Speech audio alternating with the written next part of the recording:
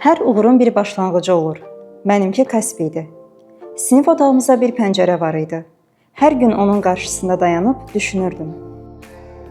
Görəsən gələcək necə olacaq?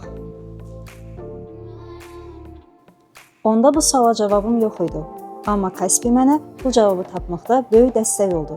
Qorxmamağı, özümə inanmağı və arzularımın arxasınca getməyi öyrətdi. Mən Nigar Alıyeva.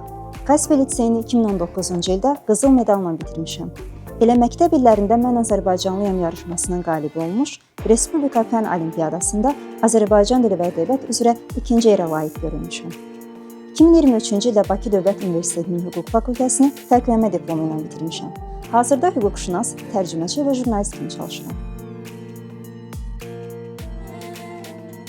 İndi həmin pəncərədən uzaqdayam, amma hər dəfə yeni bir addım atanda yenə həmin an yadıma düşür və eyni inamla yoluma davam edirəm. Bunun üçün bütün Kaspi ailəsinə və müəllimlərimə təşəkkürümü bildirirəm.